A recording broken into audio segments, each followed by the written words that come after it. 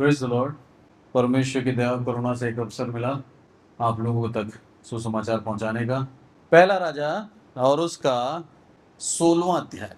परमेश्वर हमें यहाँ पर एक बहुत ही गंभीरता सिखा रहा है और इसको सीखना बहुत जरूरी है। पहला राजा 16वां अध्याय और उसका 31, 32 और 33 तीन आयतें पढ़े। माइक में पढ़े, जोर से पढ़े। उसने जो नबात के पुत्र यारोबाम के पापों में चलना हल्की सी बात जानकर सिदोनियों के राजा एजबाल की बेटी इजेबेल से विवाह करके बाल देवता की उपासना की और उसको दंडवत किया। उसने बाल का एक भवन शोमरोन में बनाकर उसमें बाल की एक वेदी बनाई और आहाब ने एक अशेरा भी बनाया। वरन उसने उन सब इजरायली राजाओं से बढ़कर जो उससे पहले थे इजराइल के परमेश्वर यहोवा को क्रोध दिलाने के काम किए। आमीन। क्या बोले यहाँ पर?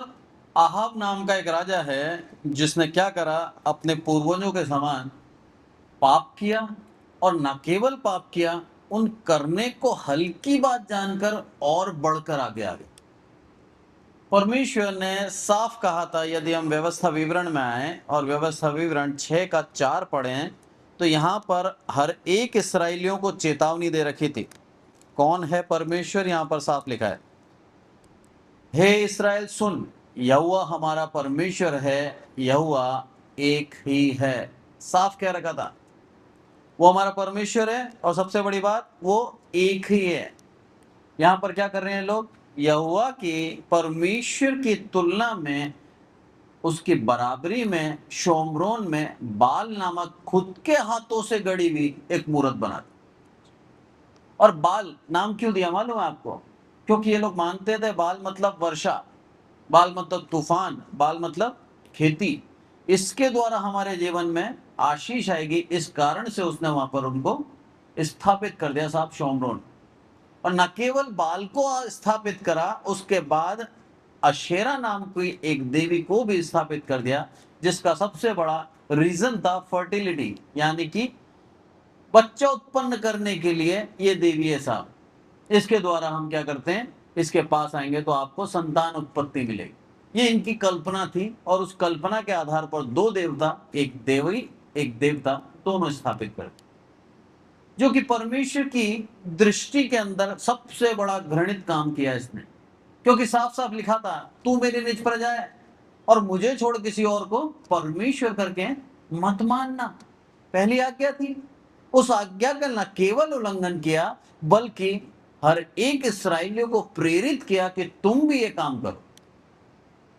तो जब एक ऊंचे पद पे आता है इंसान, परमेश्वर से दूर जाता है वो इंसान, तो उसको देख के काफी लोग परमेश्वर के पीछे चलना छोड़कर उसके पीछे चलने लग जाते। तो एक व्यक्ति विशेष की एक बहुत बड़ी जिम्मेदारी बन जाती है कि जब हम परमेश्वर के नजदीक हैं तो हम परमेश्वर से दूर ना जाएं, क्योंकि हमें देखकर बहुत से लोग परमेश्वर से दूर जा सकते हैं। यही कारण से पौलुस बोलता अपने वचन के अंदर, मूर्ति के सामने बलि की गई वस्तुओं को खाने से तुम्हें कुछ नहीं होगा। पर इसको खाते देखकर एक अल्पविश्वासी का विश्वास डगमगा सकता है। इस कारण से उसके विश्वास को बचाने के लिए, जो तू एक अच्छे पद पर, एक सम्मानित पद पे, तुझे उस भोजन को त्यागना होगा। साफ लिखा है, ताकि हमारे उस स्वतंत्रता के कारण वो जो नया विश्वासी है वो कहीं भटक ना जाए। यही कारण से आज मूर्ति के सामने की वस्तुओं को हर एक मसीह, जो सच्चा मसीह, वो नहीं खाता, कहीं उसके खाने से दूसरा भटक ना जाए। प्रभु यीशु मसीह भी हमें यही सिखा रहे हैं, एक आदर्श जीवन जिए। एक आदर्श जीवन जीने से क्या होता है, लोग आपके समान जीना सीखते हैं। सच्चाई पे जब आप चलते हैं तो दूसरे भी ऑटोमेटिक सच्चाई पे आते हैं। पर यहाँ पर आहाब ने क्या करा? परमेश्वर ने इसको कितना बड़ा सम्मान दिया, इस्राएल का राजा बनाया इसको। इस्राएल नॉर्थ का राजा था ये, यहूदा अलग गोत्र है, अभी इस्राएल के दो टुकड़े हो चुके। इस्राएल नॉर्थ का राजा ये, और इतने ऊंचे पद पे बिठाया इसको। इसके अधीन करीबन ये समझ लिए 17, 18 या 19 और भी राजा थे।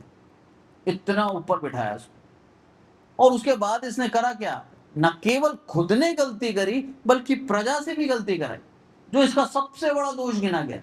और इसने बना दी बाल की एक मूर्ति जो शोमरोन में इसने स्थापित कर दी। यहां से सबसे बड़ी बात स्टार्ट होती है।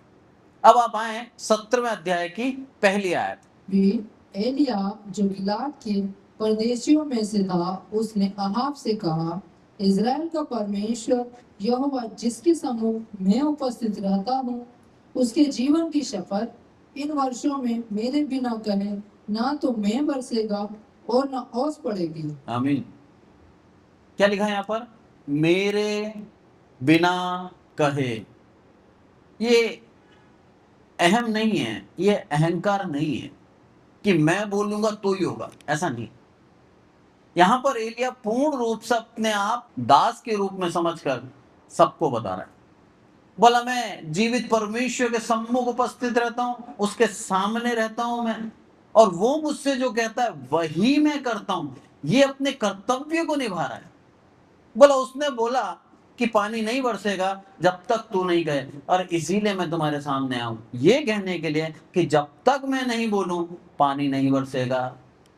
सबके सामने ऐलान किया इसने, सबके सामने। अभी इन्होंने क्या करा था? बाल की मूर्ति स्थापित करी ये सोचकर कि अच्छी वर्षा होगी, और परमेश्वर ने क्या करा? अब वर्षा ही नहीं होगी। सोचिए आप, हम परमेश्वर से बढ़कर यदि किसी और के पीछे जाएंगे ये सोचकर कि आशीष वहां से मिलेगी, आप जान लेना आपके सारे आशीष के द्वार बंद कर देगा वो, क्योंकि वो आपसे प्यार करता। यहां पर इसराइलियों को चाहता था, वो इसराइलियों को प्यार करता था, इस कारण से इसराइलियों की आंखें खोलने के लिए वर्षा बंद कर दी, ताकि उनको एहसास हो जिस द्वार पर वो जा रहे हैं वो सिर्फ एक भ्रम है, एक धोखा है। वहां पर उनको आशीष नहीं मिलेगी, वहां पर उनको कुछ भी नहीं मिलेगा।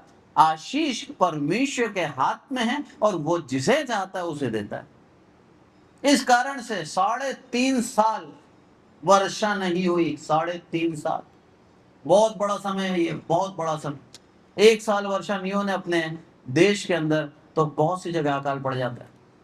3.5 साल पूरे देश के अंदर पूरी जगह तबाही हो गई, और आहाब राजा एलिया को ढूंढ रहा था, बोला कहीं मिल जाए मैं इसको मार दूं। कारण क्या था? नाराज था, गुस्सा था। बोला इसने रोका और बादल रुक गए। क्या परिस्थिति है देखिए आप। परमेश्वर के सम्मुख कितना पवित्र और कितना शुद्ध जीवन एलिया जी रहा था। जो परमेश्वर कहता था वही कहना है, भले मुझे मरना भी पड़े तो भी मैं तैयार हूं, पर परमेश्वर की आज्ञा वैसी ही जाएगी। आज वो जीवन चाहता है प्रभु हमसे कि हम परमेश्वर की इच्छा के अनुसार चलें, अपने प्राणों को बचाते हुए नहीं, क्लेवर चालाक होकर जवाब ना दें, बल्कि परमेश्वर की इच्छा से जो कहे प्रभु ने वैसा ही बोले। परमेश्वर के 2 पहलू देखते हैं हम, एक में करुणा, एक में दया, एक में अनुग्रह। पूर्ण रूप से सब कुछ है उसके पास, और एक तरफ उसका क्रोध भी देखते हैं, एक तरफ उसकी ताड़ना भी देखते हैं, एक तरफ उसका दंड भी देखते हैं। तो एक सच्चे प्रचारक की, एक सच्चे अगुवे की जिम्मेदारी बनती है कि परमेश्वर के दोनों रूप दिखाए। आपके पास सब कुछ है, आपको प्रभु बहुत प्यार करता है, ये सच्चाई है, पर अगर आज्ञा का उल्लंघन करते हैं और आप उसके बच्चे हैं तो 100% जान लेना ताड़ना आएगी। लिखा है साफ साफ भजन संहिता के अंदर, अगर पिता छड़ी ना उठाए तो उसका बैरी है वो। तो छड़ी उठाना हमारे लिए अच्छा है। आज प्रभु हमें सभ्य बनाता है, डिसिप्लिन करता है, ताकि हम परमेश्वर की इच्छा के अनुसार चलें। तो परमेश्वर के दोनों स्वरूप हमें मालूम होना चाहिए। वो कहीं प्यार भी करता है तो कहीं क्रोध करके हमें सुधारता भी। यहां पर हम देख रहे हैं परमेश्वर का क्रोध जो इसराइलियों के ऊपर बढ़ता है। इसराइलियों को पहले चेतावनी दी थी मत करना, उसके बावजूद भी उन्होंने ऐसा किया। और बाल के सामने करते क्या थे? व्यवस्था विवरण में आए आप और उसका 12 और उसका 31 पढ़े। तो अपने परमेश्वर यहोवा से ऐसा व्यवहार ना करना, क्योंकि जितने प्रकार के कामों से यहोवा घृणा करता है और बैरभाव रखता है, उन सबों को उन्होंने अपने देवताओं के लिए किया। यहां तक कि अपने बेटे बेटियों को भी अपने देवताओं के लिए अग्नि में डालकर जला देते हैं। कैसी बात है? बाल देवता उसके नाम में ही प्रकट होता है, वो बच्चों की बलि भी मांगता है, अग्नि में डालकर जला देते। परमेश्वर ने दान के स्वरूप में दिया। भजन संहिता के अंदर लिखा है गर्भ का फल मेरी ओर से प्रतिफल है, दान दिया है मैंने तुम्हें। और उस दान को हम क्या कर रहे हैं, व्यर्थ कर रहे हैं, उस दान को हम खराब कर रहे हैं। यही कारण से क्रोध था परमेश्वर का। बोला तुमने क्या करा अपने बच्चों के साथ? अरे वो तुम्हारे बच्चे नहीं है, मेरे बच्चे हैं, मैंने दिया था उनको, और तुमने करा क्या, उनके साथ बेकदरी करी। यही कारण से गुस्सा और क्रोध है। अज्ञानता में, अनर्थ में और पूर्ण रूप से अपने स्वार्थ के अंदर उन्होंने ऐसा कर दिया। और ये कौन थे? इस्राएली थे, बाहर के नहीं थे। शिक्षा बाहर से पाई, पर आज ये इस्राएली पूर्ण रूप से बिगड़ चुके। यही कारण से परमेश्वर का क्रोध है। क्या बोलता है तिबिशी एलिया? जब तक मेरे बिना मैं नहीं कहूं बरसात की एक बूंद नहीं गिरी। कह दिया। अब आगे आते हैं अपन। दूसरी आयत क्या बोलती है? तब यहोवा का यह वचन उसके पास पहुंचा, यहां से चलकर पूर्व की ओर जा और करीत नामक नाले में जो यरदन के पूर्व में है छिप जा। बोला अब तू जाके छिप जा।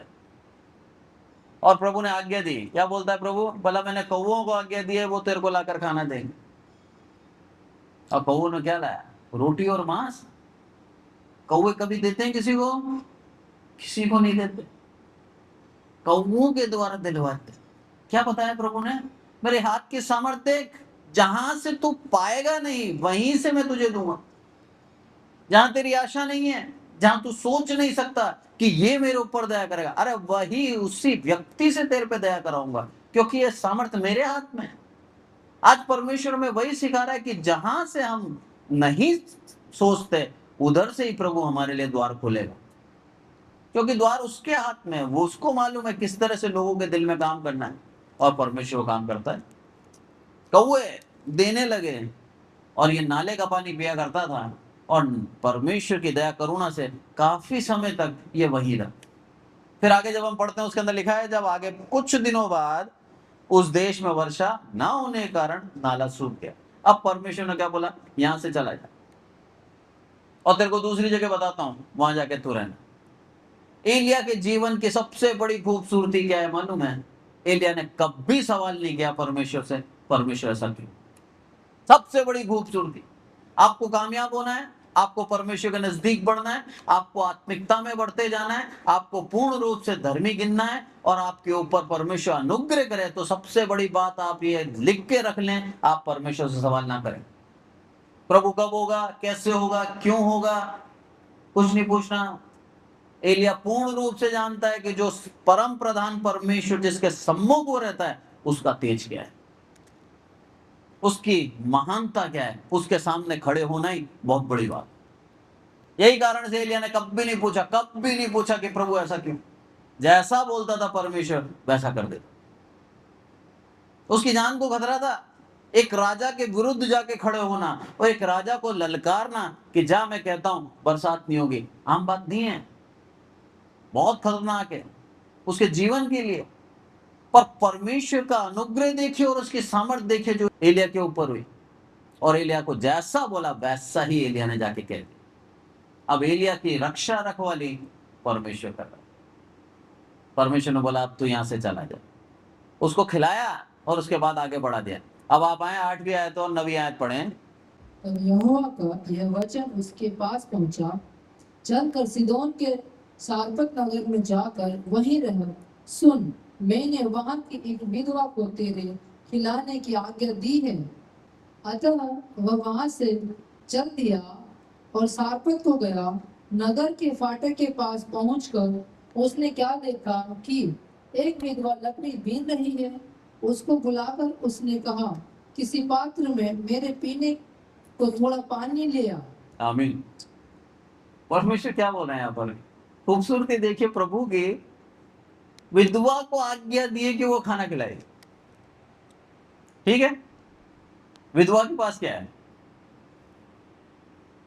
कुछ नहीं है, कुछ नहीं है, पर आज्ञा दी तो खिलाएगी। क्या बोला यहाँ पर 11वीं आयत में? जब वह लेने जा रही थी तो उसने उसे पुकार कर कहा, अपने हाथ में एक टुकड़ा रोटी भी मेरे पास लेती आ। और उसने क्या बोला? तेरे परमेश्वर यहोवा के जीवन की शपथ, मेरे पास एक भी रोटी नहीं, केवल घड़े में मुट्ठी भर मैदा और कुप्पी में थोड़ा सा तेल है और मैं 2 एक लकड़ी बीन कर ले जाती हूँ कि अपने और अपने बेटे के लिए उसे पकाऊं और हम उसे खाएं और फिर मर जाएं। आपको जिम्मेदारी देगा, तुझे करना है, कर। आप क्या बोलोगे, प्रभु मेरे पास कुछ भी नहीं है, कैसे करूं? जिम्मेदारी दी है। सवाल नहीं पूछना कैसे करूं, करना है, प्रबंध वो करेगा। विधवा क्या बोलती है, तेरे परमेश्वर के जीवन की शपथ, कुछ नहीं है मेरे पास। अरे क्या मांग रहा है तू मेरे से, मेरे पास कुछ नहीं है। और परमेश्वर का अनुग्रह देखिए उस विधवा के ऊपर क्या हुआ, क्या बोलता है, उसको रखा है मैंने तुझे खिलाने के लिए, वही खिलाएगी तू। जिस आदमी के पास कुछ नहीं है, जिसके पर्स में 1 रुपया नहीं है, जिसका घर खाली पड़ा है, उसके पास परमेश्वर आपको भेजता और बोलता है यही तेरा प्रबंध करेगा। हो सकता है क्या एक मनुष्य की शक्ति और सामर्थ्य? बिल्कुल नहीं हो सकता। पर परमेश्वर का अनुग्रह देखिए, वहीं से परमेश्वर ने उसको बिठाकर पूरे 3.5 साल खिलाए। यह है परमेश्वर की महिमा, यह परमेश्वर का पराक्रम, उसकी शक्ति देखते हैं हम। जो असंभव है, बिल्कुल नहीं हो सकता, वही मैं तेरे लिए उद्धार का काम करूंगा। विश्वास रखें, आपके लिए कर चुका है। हाँ, विश्वास डगमगा सकता है जब आपको पता लगेगा जिसके पास वो भेज रहा है वो गरीब है, जिसके पास वो भेज रहा है उसके पास कुछ भी नहीं है। विश्वास आपका डगमगा सकता है, पर विश्वास उस व्यक्ति के ऊपर नहीं रखना है, उस जीवित परमेश्वर के ऊपर रखना है जिसने आपको चुना है।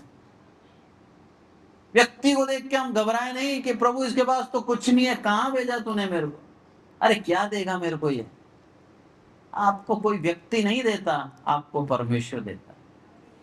उस जीवित परमेश्वर पर भरोसा रखें, अगर उसने भेजा है तो उपाय करा है। एलिया ने कहीं नहीं लिखा, यहां पर आप पूरा पढ़ लें, एलिया ने एक जगह भी नहीं लिखा परमेश्वर से ये बोला हो कि हे प्रभु 1 मुट्ठी आटा है इसके पास, और तू बोलता है कि इसके पास बैठ के खा। अरे मेरा पेट नहीं भर सकती है, इतना नहीं है इसके पास, कैसे कह रहा है प्रभु तुम?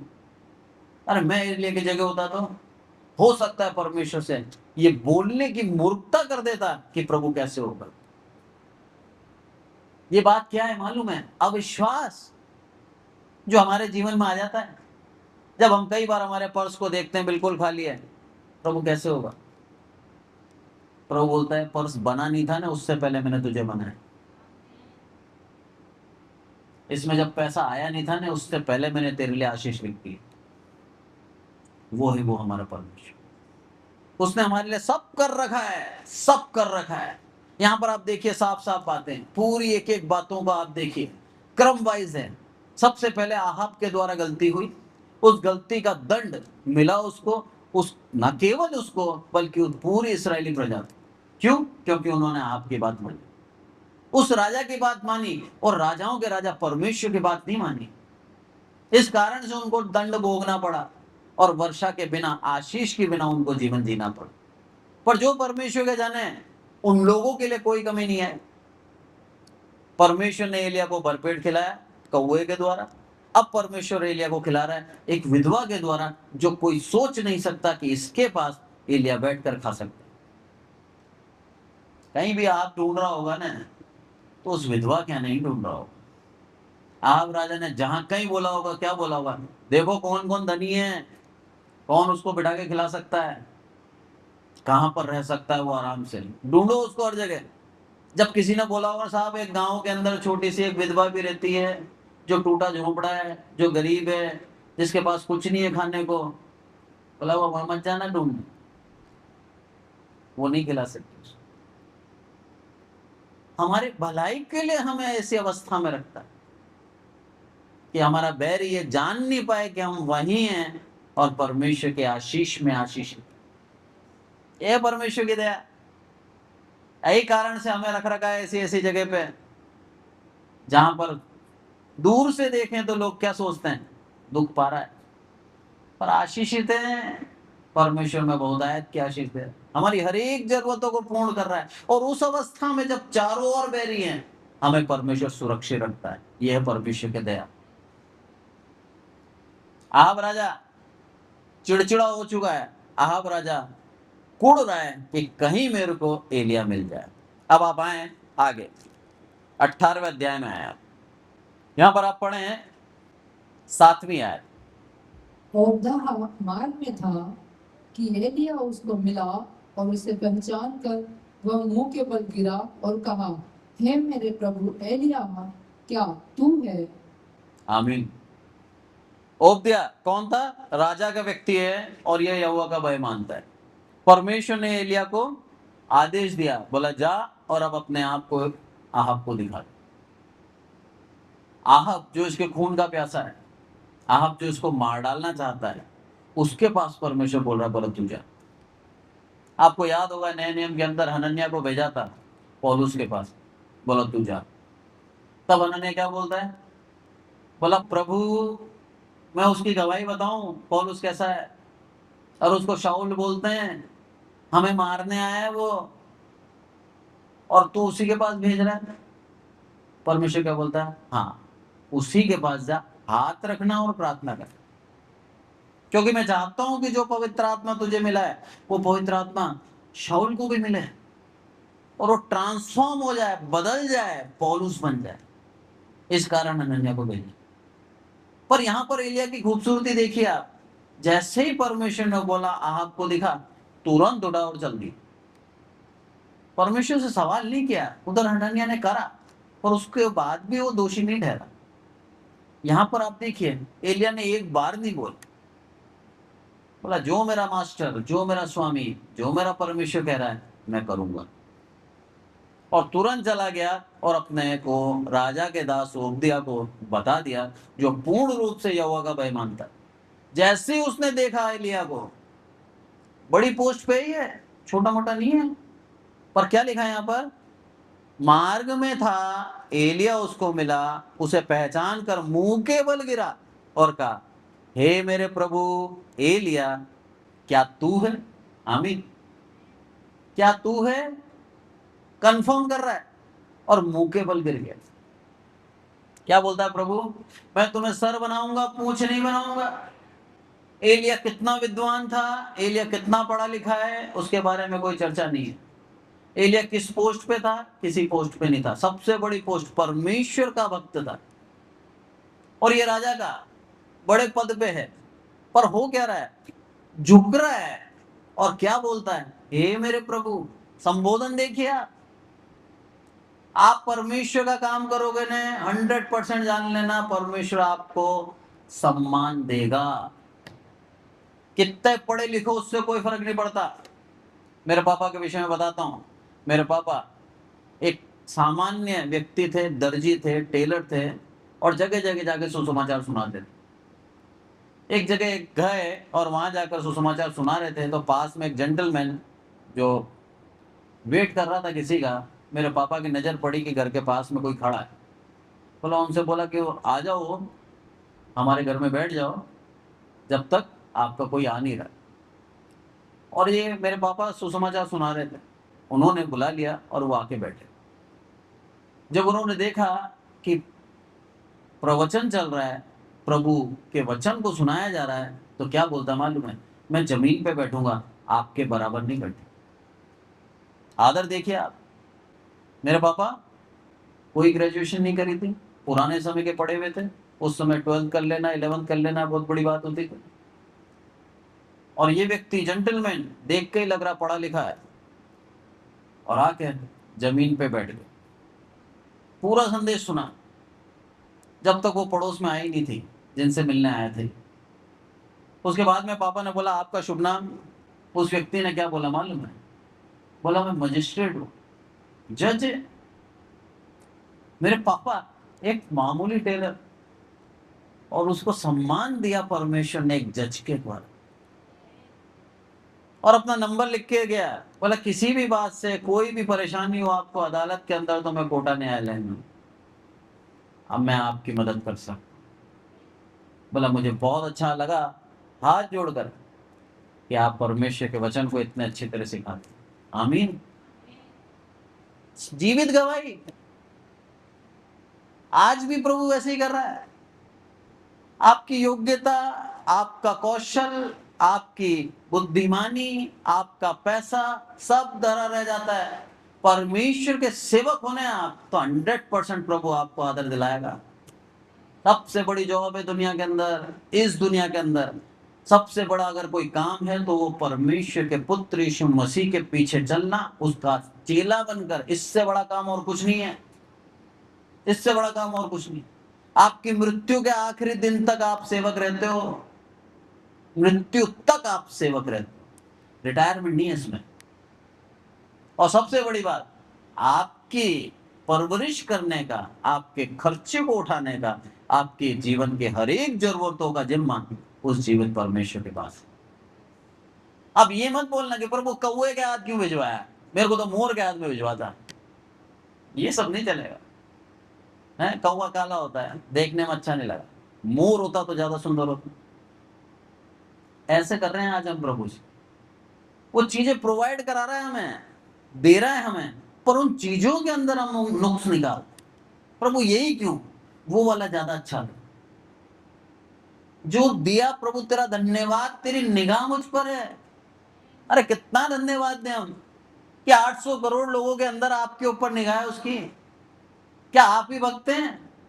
अरे पता नहीं कितने भक्त हैं, हमसे ज्यादा भक्त हैं, दिन रात बाइबल में लगे रहते हैं, उसके बावजूद भी प्रभु की निगाह हम पर है। धन्यवाद दें हम कि हम पूर्ण रूप से 6 दिन सांसारिक रूप से काम करते हैं और 7वें दिन वचन को आदर देने के लिए, प्रभु को आदर देने के लिए इस कलीसिया में, और तब भी प्रभु हमारे ऊपर अनुग्रह करता है, तब भी दया करता है, तब भी हमारी आवश्यकताओं को पूर्ण करता है, हमारे बच्चों को स्वस्थ रखता है, सुरक्षित रखता है, और हमारे बच्चों के लिए आगे से आगे अगुवाई करता है, रिश्ते दे रहा है। ये क्या है? परमेश्वर की दया और करुणा है। वर्षा रुकी नहीं है, उसके दासों के ऊपर वर्षा रुकी नहीं है, पर अगर उसको छोड़कर हम कहीं और वर्षा ढूंढेंगे, आप जान लेना आपके ऊपर से वर्षा हट जाए। इसराइलियों ने यही किया, वर्षा ढूंढी कहीं और अकाल में आ गए। पर यहां पर क्या बोलता है? परमेश्वर का भक्त, उसके सम्मुख खड़ा होने वाला एलिया बोला जाके कह दे आपसे मैं यहां पर हूं। और सबसे बड़ा चैलेंज दे दिया, बोला जा बुला ले अपने 450 बाल के पुजारियों को, और मैं तुम्हें भी पूर्ण मौका दूंगा, और मेरे परमेश्वर की शक्ति दिखाने के लिए मैं भी उस चैलेंज के अंदर तुम्हारे सामने आ।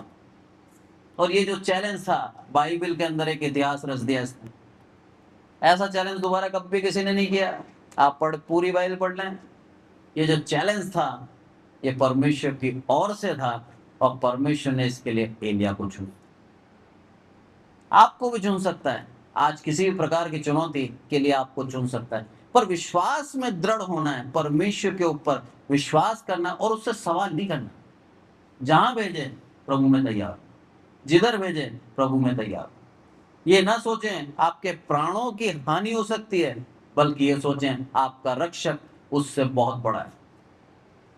अब आगे पढ़ते हैं हम, आप आए 20 से पढ़ें, 18 का 20 से पढ़ें। तब आहाब ने सारे इस्राएलियों को बुला भेजा और नबियों को कर्मेल पर्वत पर इकट्ठा किया। और एलिया सब लोगों के पास आकर कहने लगा, तुम कब तक दो विचारों में लटके रहोगे? यदि यहोवा परमेश्वर हो तो उसके पीछे पीछे हो लो, और यदि बाल हो तो उसके पीछे हो लो। आमीन। लोगों ने उसके उत्तर में एक भी बात न कही। आमीन। क्या बोला? यदि यहोवा परमेश्वर हो उसके पीछे हो लो, और यदि बाल हो तो बाल के पीछे। चैलेंज क्या था? 2 वेदी सजाई गई, 2 बलि पशु रखे गए। पहला जो मौका था वो एलिया ने बाल के 450 नबी और अशेरा के 400 नबी जो इजबेल की मेज पर खाते हैं, मेरे पास करमेल पर्वत पर इकट्ठा कर ले। 450 तो बाल के और 400 अशेरा के, कितने हो गए? 850। और एक तरफ एलिया अकेला है। 850 लोग देख के वैसे ही डर जाओगे आप, मैं भी डर जाऊं। सच्चाई है। गिनती देखिए आप, आपके सामने लगभग 1000 आदमी खड़े आपके विरुद्ध। चिल्ला के और जोश के साथ अपने आप को दिखा रहे हैं, हाथों में हथियार है उनके, एक झुंड है बहुत बड़ा और एक तरफ आप अकेले हो। और इसके पास सबसे बड़ी ताकत क्या है मालूम है? परमेश्वर का आज्ञा। जिस आज्ञा को ये मान रहा है, परमेश्वर ने जो उसके लिए इसको भेजा, और 850 के सामने, और प्रथम जो चांस है वो क्या बोलता है? तुम कर, मुझे नहीं करना, मुझे तो मालूम है परमेश्वर मेरा सामर्थ्य है, तुम कर। और हुआ क्या? यहां पर आप देखिए 23वीं आयत में, इसलिए 2 बछड़े चुनकर उसने टुकड़े टुकड़े काट कर लकड़ी पर रख दिए और कुछ आग ना लगाए, ठीक, और दूसरे बछड़े को तैयार करके लकड़ी पर रखूंगा और कुछ आग ना लगाऊंगा। बोला तुम भी ऐसे ही करो, मैं भी ऐसे ही करता हूं। आग नहीं लगाना है, बछड़े को रख देना। चुनौती यहां पर आती है। आगे क्या बोलता है? तब तुम अपने देवता से प्रार्थना करना और मैं यहोवा से करूंगा, यहोवा से प्रार्थना करूंगा, और जो आग गिराकर उत्तर दे वही परमेश्वर ठहरे। तब सब लोग बोल उठे, अच्छी बात। चुनाव आ गया ना, एक तरफ कौन है? अकेला, और एक तरफ कौन है? 850। चिल्ला के बोल उठे, हाँ हम भी तैयार हैं। अब हुआ क्या? यहां से स्टार्ट होती है, सुबह से शाम हो गई, उचकते रहे, अपने आप को घायल कर लिया, छुरियां लगा ली, वेदी तक पे उचक रहे हैं। देखिए आप पढ़े यहां पर 27वीं आयत। दोपहर को एलिया ने यह कहकर उनका ठट्ठा किया, ऊंचे शब्द से पुकारो, वह तो देवता है, वह तो ध्यान लगाए होगा, या कहीं गया होगा, या यात्रा में होगा, या हो सकता है कि सोता हो और उसे जगाना चाहिए। 28वीं पढ़े। और उन्होंने बड़े शब्द से पुकार पुकार के अपनी रीति के अनुसार छुरियां और बर्छियों से अपने अपने को यहाँ तक घायल किया कि लहूलुहान हो गए। आमीन। बोला देख लो, थोड़ा ऊंचा स्वर चिल्लाओ, कितना शोर होगा पहले सोचिए आप। उसके बावजूद भी दोपहर में, सुबह से कर रहे हैं, दोपहर में एलिया क्या बोलता है? और एफर्ट्स, तुम्हारे मन की इच्छा सारी कर लो, क्योंकि तुम अकेले नहीं हो, सारा इस्राएल देख रहा है। उनको मालूम होना चाहिए जीवता परमेश्वर कौन है। चिल्ला रहा है, बोला शायद सोता होगा, और चिल्लाओ। अपने आप को छुरियों से घायल कर लिया, अपने आप को पूर्ण रूप से लहूलुहान कर लिया, वेदी पे उचकने लगे। बोला काश थोड़ी सी आग गिर, पर कुछ नहीं हुआ। यहां पर परमेश्वर अपने सामर्थ्य दिखाता है। आगे लिखा है यहां पर, अगर 31वीं आयत पढ़ूं मैं, उसके अंदर लिखा है, फिर एलिया ने याकूब के पुत्रों की गिनती के अनुसार, जिसके पास यहोवा का यह वचन आया था, तेरा नाम इस्राएल होगा, 12 पत्थर छांटे। 12 पत्थर काहे के लिए छांटे मालूम है आप? 12 गोत्र। प्रभु इन 12 के गोत्र के पाप क्षमा कर। वेदी किस लिए हुआ करती थी? वेदी पाप क्षमा के लिए हुआ करती थी, वेदी धन्यवाद के लिए हुआ करती थी, वेदी परमेश्वर को प्रसन्न करने, उसकी प्रतिष्ठा के लिए हुआ करती थी। इस कारण वेदी लगे यहां पर, और 12 पत्थर छांट के रखे कि प्रभु एक के भी पाप ना रहे, सबको क्षमा कर दे तू। जबकि एलिया के दुश्मन थे ये, उसके बावजूद भी एलिया का कर्तव्य देखो यार, एक महायाजक के रूप में खड़ा हुआ, और करा क्या उसने? उनके पापों के लिए उस वेदी को बनाया 12 पत्थरों से, और उसके ऊपर बलि पशु रखा। बलि पशु रखने का सबसे बड़ा कारण था, पापों का पश्चाताप निर्दोष के लहू के द्वारा ही छूट सकता है, ऐसे नहीं छूटे। उसको रखा गया, और क्या बोला? बोला आप इसके अंदर पानी डालें।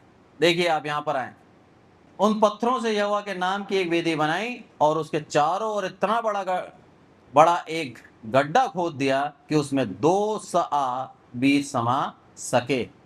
तब उसने वेदी पर लकड़ी को सजाया, और बछड़े को टुकड़े टुकड़े कर काट कर लकड़ी पर रख दिया, और कहा, 4 घड़े पानी भर के होमबलि पशु और लकड़ी पर उंडेल दो। 4 घड़े पानी को डाल। आगे क्या लिखा है? और 3 बार ऐसा करा। तब लोगों ने तीसरी बार भी वैसा ही किया और जल वेदी के चारों ओर बह गया और गड्ढे को भी उसने जल से भर दिया। 4 को मल्टीप्लाई करो आप 3 से, कितना होगा? 12। ठीक, बड़े घड़े पानी के। यदि आप पुरानी व्यवस्था में आए तो परमेश्वर की व्यवस्था के अनुसार जब होम बलि या मेल बलि या किसी भी प्रकार से मंदिर के अंदर हम आते थे तो परमेश्वर के जो लोग हैं यानी कि इस्राएली लोग, उनको पवित्र होने के लिए पानी की आवश्यकता थी।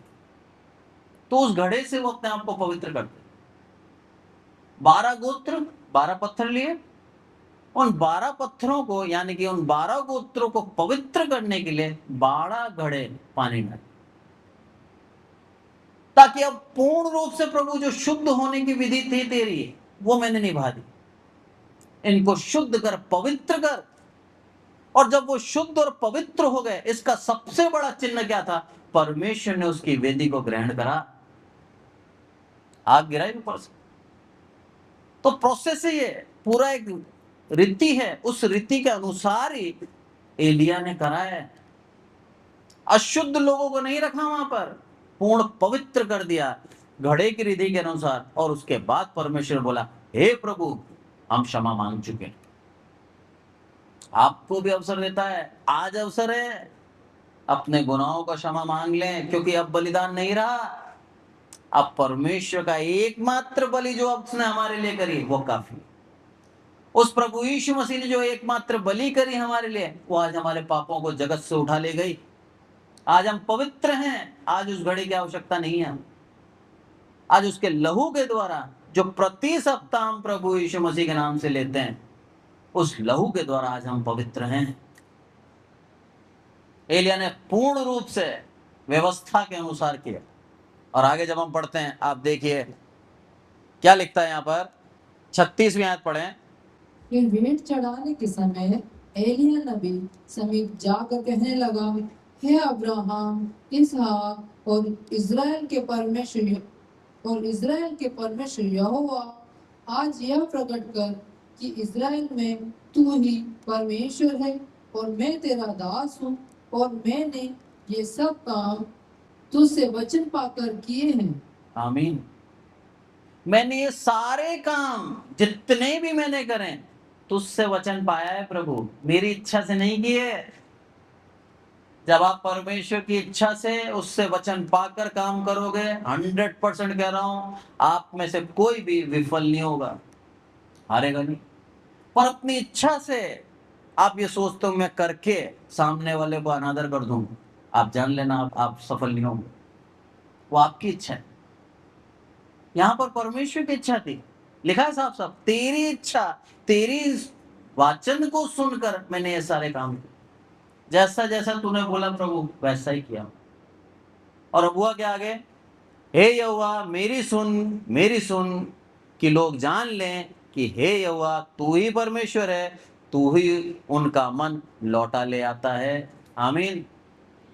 हमारा मन भागता है ना इधर उधर, कभी क्या चाहिए, कभी क्या चाहिए, कभी प्रलोभन, कभी लालच, कभी व्यभिचार, मन भागता है ना। इस मन को वापस कौन लेके आता है? यहोवा परमेश्वर, वो प्रभु यीशु मसीह आज इस मन को वापस लेके आता है, हमारे मन के अंदर विराजमान है और हमें विवेक के द्वारा बोधित कराता है, जो तू कर रहा है वो गलत है। वापस आ जाते हैं हम। यही चीज एलिया बोल रहा है, अरे तू ही करता है प्रभु, और तू ही कर प्रभु। लोगों को पता होना चाहिए तू ही एकमात्र परमेश्वर है, सारी आदर महिमा परमेश्वर को दे दी। ये है भक्त, और मैं तेरा दास हूं, ये बता दे प्रभु। अब प्रभु ने बताया, अनोखी रीति से बताया। क्या बोला सबसे पहले? 38वीं आयत अगर मैं पढ़ूं तो उसके अंदर लिखा है, होम बलि लकड़ी, पत्थरों और धूली समेत भस्म कर दिया, और गड्ढे का जल भी सूख गया। यहोवा की ओर से आग आकाश से प्रकट हुई और सब कुछ भस्म कर दिया। ये ग्रहण कर लिया और ये बता दिया मैं परमेश्वर। अब हमारा कर्तव्य क्या है? जैसे ही परमेश्वर अपना काम करें, सबसे बड़ा कर्तव्य हमारा क्या है? उस बुराई को हमारे बीच में से निकाल। आज किसी का खून नहीं करना है हमें, आज किसी को मारना नहीं है हमें, एलिया के समय पे चलता था। एलिया ने क्या करा, उस बुराई को इस्राएल के बीच में से निकाल दिया, क्योंकि अगर वो बुराई रहेगी 100% कह दूं दोबारा वो काम करते। तो जैसे हमारे जीवन के अंदर परमेश्वर का अनुग्रह हुआ, जैसे उसने बताया मैं तुम्हारा परमेश्वर हूं, तो आपका सबसे पहला कदम ये होना चाहिए, जिस बुराई के कारण आप फंसे थे उस बुराई को आप निकाल दें, ताकि दोबारा आप गलती ना करें। उस दोबारा से बचने के लिए उस बुराई को निकालना होगा। आपको परमेश्वर प्यार करता है, बहुत प्यार करता है। आज के वचन के द्वारा हमें सिखा रहा है, वो हमारी ओर है, हमें आशीष देता है, हमारी रक्षा करता है, हमें बताता है कि हमारे लिए पूरा प्रयोजन कर रखा है उसने, पूरा प्रबंध कर रखा है उसने, पर वो चाहता है कि हम उसकी महिमा करें, उसकी इच्छा पे चलें, उससे सवाल ना करें परमेश्वर कब होगा, कैसे होगा, नहीं, उसने कह दिया 100% होगा। और जब वो उसका अनुग्रह हो जाए तब सबसे पहले बुराई को दूर कर, कहीं दोबारा हम माना चला जाए। जिस आशीष को पाया है उस आशीष को फिर मूर्खता के द्वारा खोना दे। इस कारण से प्रभु में सिखा रहा है, उसके नजदीक रहे, उसके अनुग्रह में रहें। आज के वचन के द्वारा प्रभु में आशीषित करें। आइए प्रार्थना। हे हमारे प्रभु, आपका बहुत बहुत धन्यवाद देते हैं मेरे प्रभु, आपकी दया आपकी करुणा सदा मेरे प्रभु इस कलीसिया के ऊपर बनी रहे। विनती प्रार्थना करता हूँ मेरे प्रभु, विशेष करके भाई महावीर के लिए मेरे प्रभु, जिनको कैंसर है मेरे प्रभु, प्रार्थना में निवेदन करते हैं मेरे प्रभु, उनके कैंसर को आप दूर करना, आपकी दया आपकी करुणा से मेरे प्रभु आप पहले भी कैंसर को ठीक कर चुके हैं। इस कलीसिया की प्रार्थना के द्वारा विनती प्रार्थना है मेरे प्रभु, दोबारा ऐसा आप अद्भुत और चमत्कार कार्य करेंगे, प्रकट करें। आप हमारे परमेश्वर हैं, आपकी ओर से हम प्रार्थना करते हैं, आपकी महिमा हम चाहते हैं मेरे प्रभु। विनती प्रार्थना करते हैं विशेष करके मेरे प्रभु बेटी तारा के लिए मेरे प्रभु, आपकी दया करुणा उसके साथ रहे मेरे प्रभु। अभी वायरल चल रहा है, तबीयत खराब है मेरे प्रभु, आपके भवन में आइए, चंगाई दें आप, आपकी दया आपकी करुणा मेरे प्रभु उसके ऊपर रहे। जो भी वीकनेस, जो भी कमजोरी आप दूर करें मेरे प्रभु, और आपकी दया में बढ़ती जाए मेरे प्रभु। सारी आदर महिमा आपको देते हैं मेरे प्रभु। इस कलीसिया में उपस्थित हर एक विश्वासी को आशीषित करें, हमारी मूर्खता के द्वारा, हमारे अभिमान के द्वारा, हमारी अनाज्ञाकारिता के द्वारा हम हमारी आशीषों को ना खोएं, बल्कि मेरे पिता आपकी पीछे ईमानदारी से चलें, आज्ञाकारी हों, आप पे पूर्ण विश्वास करें, आपसे सवाल ना करें, बल्कि ये विश्वास रखें आपने कहा है तो आप पूर्ण करेंगे। सारी आदर महिमा आपको देते हैं मेरे प्रभु। हमारे जीवन में धीरज दें, हमारे जीवन में एक विश्वास दें, नया मन दें मेरे प्रभु, ताकि आपके पीछे ईमानदारी से हम चलते रहें मेरे प्रभु। सारी आदर महिमा आपको देते हैं। आज का वचन लोगों के हृदय में कार्य करें, बल से उतरे मेरे प्रभु, और आपके वचन को अपने हृदय में समा कर मेरे प्रभु आपके पीछे ईमानदारी से चलने वाले एक सच्चे विश्वासी ठहरे मेरे प्रभु। हम में से एक भी आहाब के समान गलत कार्य करने वाला ना हो, और मेरे प्रभु आपको छोड़कर अन्य जगह भागने वाला ना हो। आपकी महानता को प्रथम रखते हुए अपने जीवन को जिए मेरे प्रभु। आप हमारे प्रभु हैं, आपने हमारे लिए मेरे प्रभु अपने प्राणों को दिया। यीशु नाम में वो शक्ति है मेरे प्रभु जिस नाम से हमें उद्धार मिला है, और आज वही मार्ग, वही सत्य और वही जीवन है। सारी आदर महिमा आपको देते हैं। दुनिया के हर एक कोने में ये सुसमाचार पहुंचे मेरे प्रभु, आपकी सच्चाई लोग बाग जाने मेरे प्रभु, और आपके ऊपर विश्वास करके अपने जीवन को बचाएं मेरे। सारी आदर महिमा आपको देते हैं मेरे प्रभु। हम घटे आप पढ़े, आपने हमारी विनती को सुना, इसलिए आपका धन्यवाद। यीशु मसीह के नाम से मांगते हैं, आमीन। और अब हमारे प्रभु यीशु मसीह का अनुग्रह, पिता परमेश्वर का प्रेम, पवित्र आत्मा की सहभागिता हम में से प्रत्येक के जीवन के अंत तक होती रहे, आमीन। Praise the Lord. Thank you so much.